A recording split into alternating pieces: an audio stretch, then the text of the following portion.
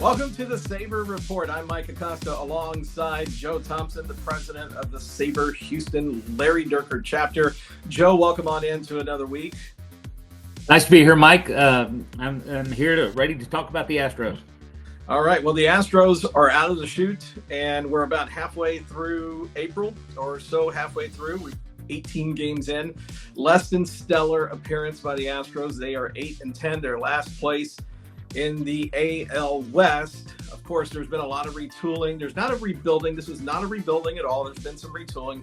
You got a new first baseman. You got a new third baseman up the middle with Altuve running to left field most of the time, and Brendan Rodgers or whoever's going to play at second base. You have some changes, some things, some dynamics that are different. Guys that are in different uniforms. They're finding Houston for the first time.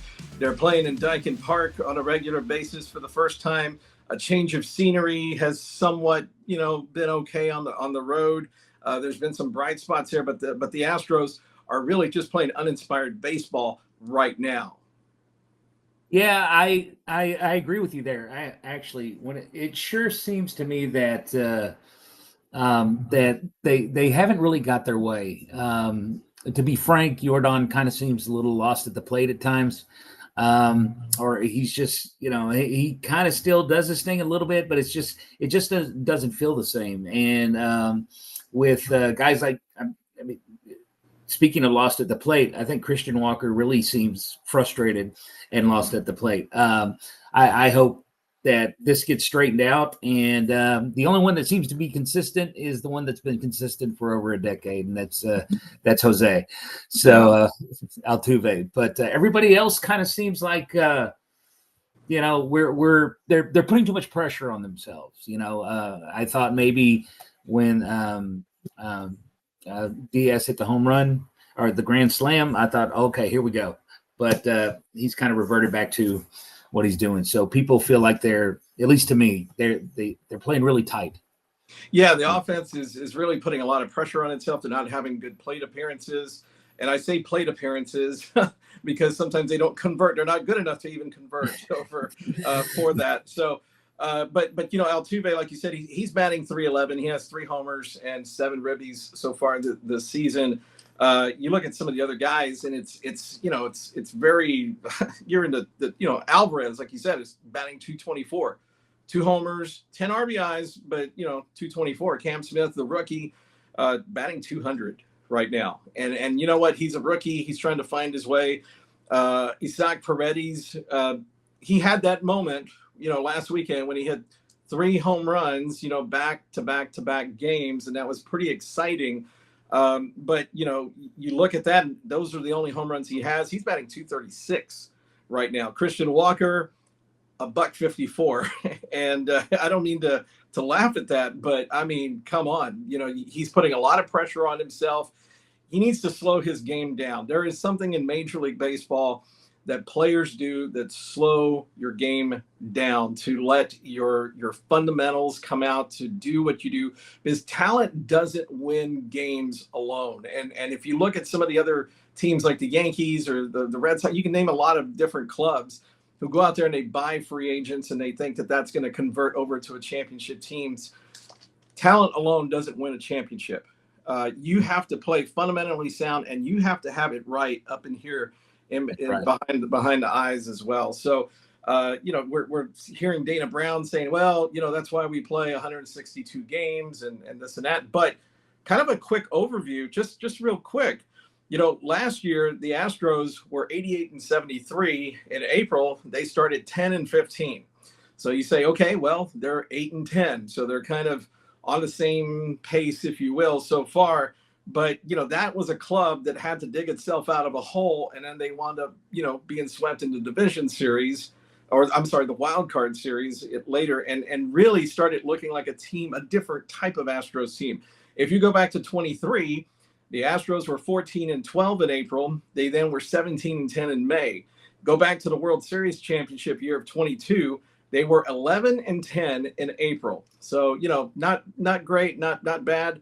But they went on a tear in May, 21-8. That's the type of thing that they're going to have to do here to really turn this around.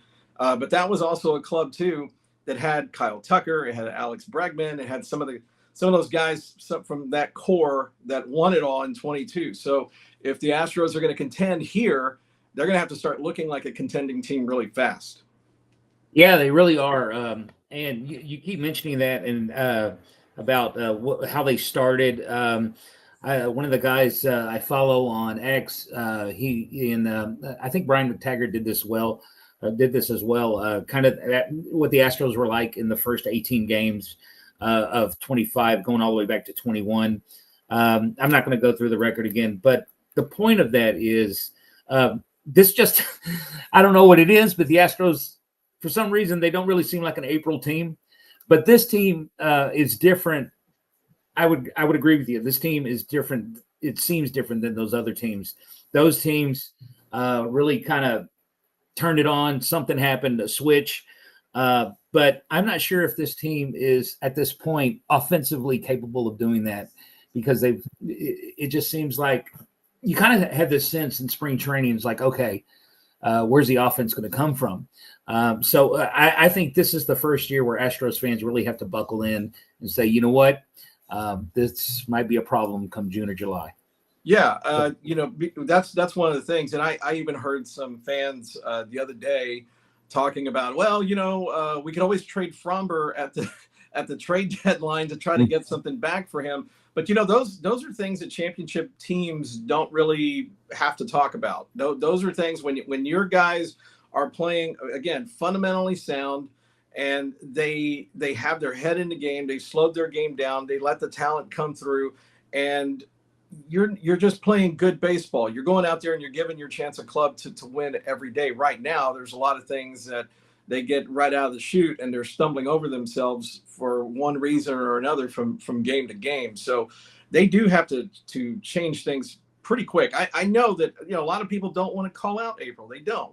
And there is a 162 game season, but the more you lose in April, they're in last place. I think it would be different if they had a slightly better record and they were, say, second or third place, somewhere in there in the division. Those are more games that you have to dig yourself out of. If you don't go on a tear in May, if you don't play well in June, if this trend continues, you're setting yourself up for being consistently bad. You got to get consistently good real quick. Right. I will say I'm waiting for the offense to show up. I hope the offense shows up soon. We all are. But I mean, the pitching seems to be okay. The pitching is fine. Yeah. Except for Brian Abreu and the back end of the bullpen, at least Abreu kind of blowing that game in Seattle. I think that really kind of affected the team, where we had it and then Seattle came back with 8 runs or something like that in the last 2 innings. But if the bats can just kind of arrive, and I'm hoping that come May or late April or into May, the bats will arrive.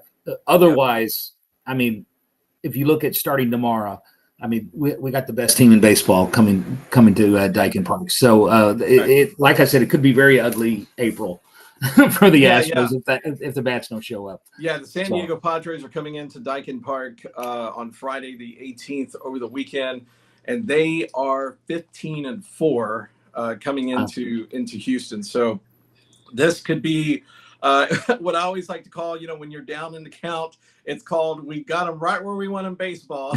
Because this is your opportunity to really turn it around, or at least to begin turning it around. So the Astros have looked pretty decent with Fromber, Valdez, and Hunter Brown as a 1-2 punch in the start of the rotation, and hopefully we continue to see that as we move forward. But there's only one way to get better, and that's to actually get better. We all know that these guys have talent. We all know that they have capabilities. They've done great things. We've seen some signs of life on the bats, but they really just need to wake up and start playing fundamentally sound and look as cool as those uniforms that they wear when they actually play in them. So hopefully the Astros can turn it around very, very fast. Any other thoughts on the Astros right now? Yeah, actually, you mentioned Valdez. I'm really concerned about Valdez, and I'll tell you why. He gave up, and I have it here. He gave up 7 runs to the Cardinals. He gave up 5 runs to the Giants. He did really good. Didn't give up any runs against Seattle. And then he didn't really give up. Oh, he didn't give up any runs to Seattle, and he didn't give up any runs to the Mets. So, will the real Framber Valdez please stand up? Yeah. I mean, that's this is what I'm concerned about, and I'm also concerned a little bit about Renel Blanco. Again, this could get ugly pretty quick. But the April situation for the Astros, I mean, it is something that I've just come to deal with. All right, it's like, okay, we just kind of slip out of the gate, and you know what? Call me just over optimistic, but we've just done this the last couple of years. But it's, like you said, I mean, if you stumble out of the gate, this kind of builds up, this sense of losing kind of builds up, and you really have to start digging yourself out of this. So hopefully the Astros kind of turn it on, because we have the pitching most of the time. Yeah. Hunter Brown is really starting to look like a younger version of what, his idol, Justin Verlander. Yeah, and that was the goal all along right there when he was coming up through the system and studying the mechanics of Justin Verlander. Yeah. So, but if they don't do something quick, I mean, we could very easily be 0-6 versus the NL West to start off the season. Getting swept by the Giants and possibly getting swept by the Padres. So hopefully they change. I really hope so. They like I said, this is not a bad team. It is a good team. I think it's a very strong team when it plays at its full capacity. But you have to start by playing fundamentally sound, and then of course, knock on wood. But every team is going to go through some sort of impact with injuries, and they're going to have to sustain that. They're going to have the depth to do that. Not sure they have that 100% right now, but if you're playing fundamentally sound from top to bottom, then that helps along the way. And I'm not saying that to be a downer. It's just that I know that every team is going to have some sort of injury, even the championship teams. So hopefully they can get it turned around real quick. And then the next time we talk about them, they're on a nice win streak and maybe a few games over 500. So what is new with the SABR group? I know you guys had an outing last weekend over at Constellation Field. Yes, last Saturday, we all, about 35 of us, got together, and the great Tal Smith made his way to Constellation Field and spent an hour about hour 10, hour 15 minutes talking about the very early days of Colt Stadium and the very early days of the Astrodome and what it was like in Houston. He gave this story. He said he mentioned when he was driving through Houston for the first time in the late 50s, Houston kind of had that Western look, cowboys, that kind of thing.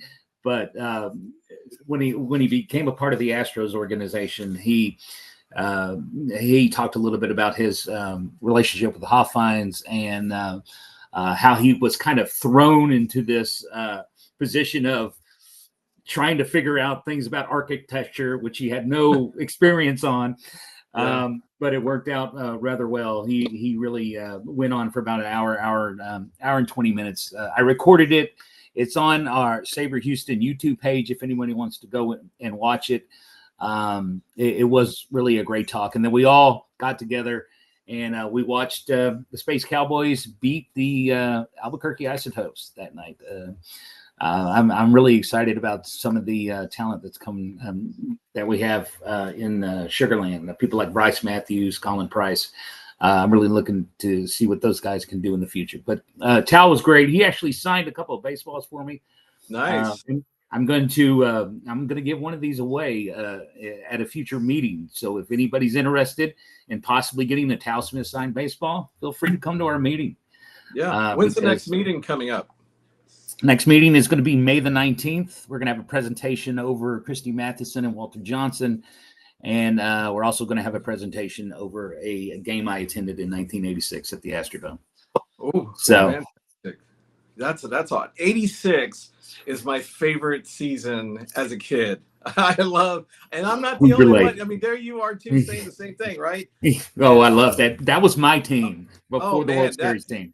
'86 was like, if there was a coming of age in baseball for me, '86 was that team. It's like right over here behind me. There's a 1986 jersey up there, because that was a team that just really meant so much to me as a kid, watching those guys really fight hard. I mean, there's some great names and there's some great veterans and some young guys that were on there. It was just a really great club. I really loved it. Yeah, guys like Charlie Kerfeld and Dave Smith, Yeah. and Aurelio Lopez, and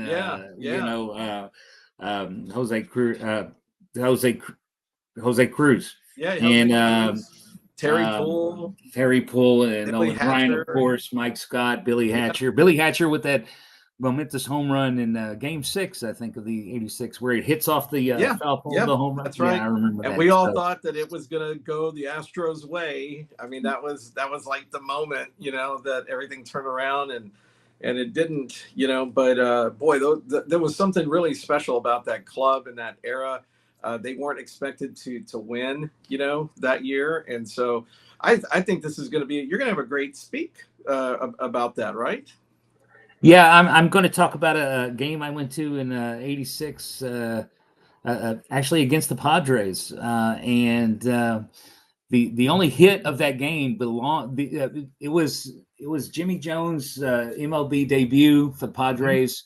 He almost threw a no-hitter, and the only person to get a hit was the opposing pitcher, Bob Nepper, who got a triple. Wow! As weird as that is, so wow. I've asked some of our number guys to. I had asked them a question: how many times in baseball history has a no-hitter been broken up by the opposing pitcher? And that was the only hit of the game. So I wonder what they come up with. So yeah, that's awesome. Well, cool. Well, that'll be a great meeting. That's May 19th over at the Spaghetti Western out there on Shepherd. So if anybody wants to join in, they can come by. They can also go to the website at saberhouston.org and find out more information on how you can become a member of the Larry Dierker chapter here in Houston. Any other thoughts you have? Yeah, I would like to plug our YouTube page, because I know this is a YouTube generation. Everybody loves YouTube. Yeah. We have meetings that we recorded going all the way back to COVID.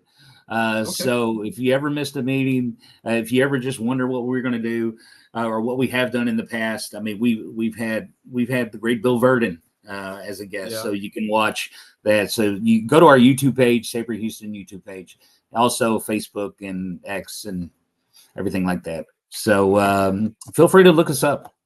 Yeah, find out more at SABR Houston. You see the website address right there, saberhouston.org. That's Joe Thompson. He's the president of the SABR group here in Houston. It's called the Larry Dierker chapter. We had Larry Dierker on an episode of Astrodome Reimagined last week to talk about the opening of the Astrodome. And he's there too sometimes. A lot of times he's there at the meetings. Yeah, he shows up, I mean, more at least 8-9 meetings a month or a year. I mean, and he's always doing stuff. He's always busy, but he shows up, tells stories, and or he just shows up to listen, and people and visitors are like, wow, is that Larry Dierker that just walked in the door? Yeah. But yeah. And that's what's great about the group, is that it's a collection of people who just love to hear stories, love to tell stories about baseball. So anybody out there that wants to get involved with the SABR group here in Houston, stop on by Spaghetti Western on May 19th. And again, always go to saberhouston.org to find out more information. Well, Joe, I want to thank you for coming back on for another edition of the SABR Report. Fun as always. Yes. Thank you, Mike. And next time we talk, maybe we have some better news about the Astros. I don't know. I hope so. I hope so. Till next time, everybody. So long. Bye-bye.